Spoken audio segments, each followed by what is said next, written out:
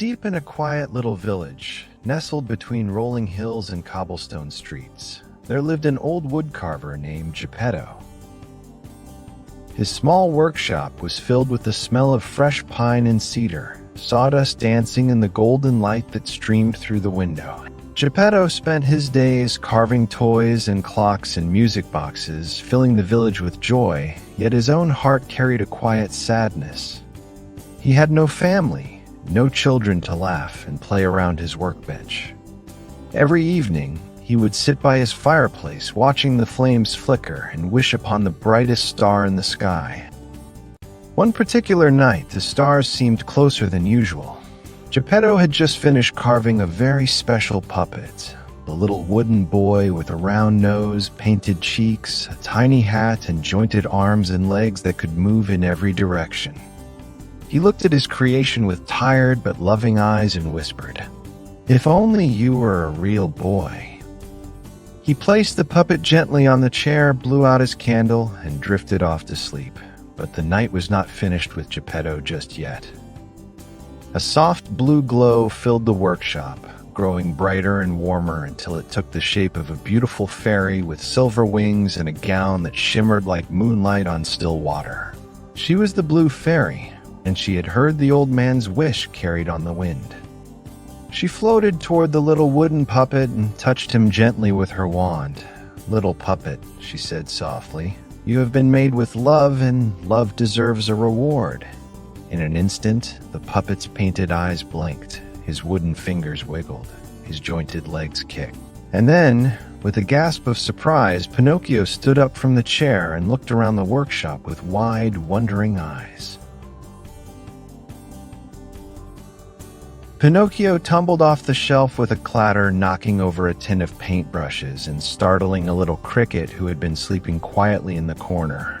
That cricket, small and green, was no ordinary insect.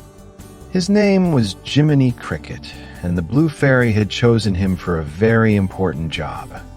She said, pointing her wand at the bewildered cricket, "You will be Pinocchio's conscience. Guide him, teach him right from wrong, and help him become the boy he is meant to be."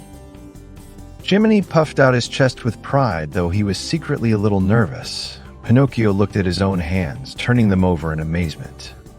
He took one wobbly step, then another, and then let out a laugh so bright and joyful that even the clocks on the wall seemed to tick a little faster. When Geppetto woke to the sound of laughter and crashing, he could not believe his eyes. The little wooden boy he had carved was alive, walking, talking, and grinning from ear to ear. Geppetto swept Pinocchio into his arms, tears streaming down his weathered cheeks. "My boy, my little boy." But the Blue Fairy had left one condition. Pinocchio was not yet a real boy. He was still made of wood. To become truly real, he would need to prove himself brave, truthful, and unselfish. Jiminy Cricket whispered these words into Pinocchio's ear, but the little puppet was already distracted by the spinning gears of a clock on the wall. The journey ahead would not be easy. The very next morning, Geppetto sent Pinocchio off to school with a brand new book under his arm and a heart full of hope. But the road to school was long and winding, and Pinocchio had never seen the world before. Every sight, every sound, every smell pulled at his curiosity like a magnet. It was not long before two sly characters stepped out from behind a fence post. A fox named Honest John, who was anything but honest, and his silent companion, a cat named Gideon. They spotted Pinocchio immediately and saw not a little boy on his way to school, but an opportunity. Honest John swept off his hat and bowed low. "My dear young fellow," he said with a slippery smile, "why waste your talents in a stuffy old classroom? You belong on the stage, fame, fortune, applause." Pinocchio's eyes went wide. Jiminy Cricket tugged at his collar and whispered urgently, "Don't listen to them, stay on the path." But the words of Honest John were like honey, sweet and impossible to resist. Pinocchio followed the fox and the cat down a winding road, away from school, away from Geppetto, and straight toward a puppet theater run by a large and frightening man called Stromboli. The theater was loud and smoky, packed with cheering crowds. Pinocchio performed on stage, dancing and singing, and the audience roared with delight. For a moment, it felt wonderful. But when the show was over and Pinocchio asked to go home, Stromboli's smile vanished. He locked Pinocchio inside a wooden cage and declared that the little puppet would perform for him forever. Jiminy Cricket found Pinocchio locked and frightened in the dark. Just when all seemed lost, a soft blue light filled the cage. The blue fairy appeared and asked Pinocchio how he had ended up there. Pinocchio, desperate to be freed, began to make up a story. And with every lie he told, his wooden nose grew longer and longer, stretching out until it bumped against the bars of the cage. The blue fairy looked at him gently but firmly. "A lie keeps growing until it is plain for all to see," she said. Pinocchio, ashamed and sorry, promised to tell the truth. The fairy freed him, and Pinocchio and Jiminy raced back toward home. But trouble had a way of finding Pinocchio. On the road home, Honest John appeared once more, this time with a grander offer. He spoke of a magical place called Pleasure Island, where boys could do whatever they pleased, eat whatever they wanted, and never had to go to school or follow any rules. Pinocchio, still young and easily tempted, climbed aboard a coach filled with laughing, shouting boys, all heading to this paradise of fun. Jiminy Cricket followed, shaking his head with worry. Pleasure Island was everything it promised on the outside. There were mountains of candy, games at every corner, and not a single rule in sight. But Jiminy noticed something deeply wrong. The boys who had been there longest were beginning to change. Their ears grew long and furry. Their noses stretched into snouts.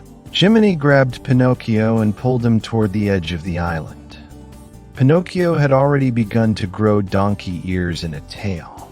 In a panic, they leaped into the cold, dark sea and swam with all their might. The island shrank behind them as they kicked through the waves, and slowly, as Pinocchio left that wicked place, the ears and tail faded away.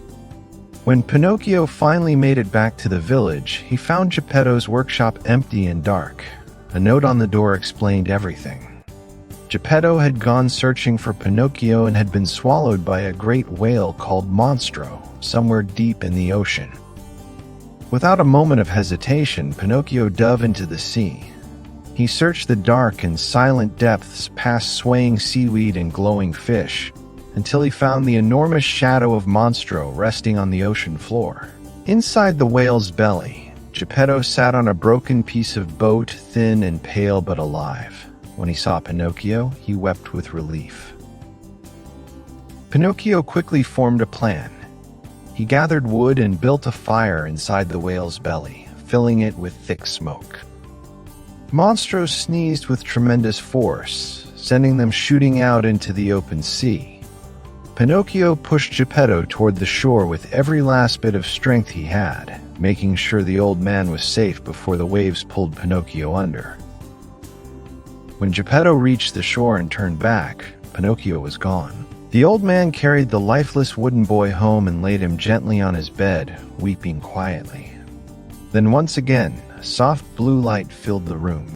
The blue fairy's voice drifted through the air like a warm breeze. "You have shown bravery, truth, and selflessness," she said. "You have earned what you were promised." Pinocchio's eyes fluttered open. He looked at his hands and gasped. They were no longer wood. He was real, a true living boy, warm and breathing and full of life. Geppetto laughed and cried at the same time, hugging his son so tightly that Jiminy Cricket had to hop out of the way. The little cricket looked up at the stars and smiled, tipping his tiny hat.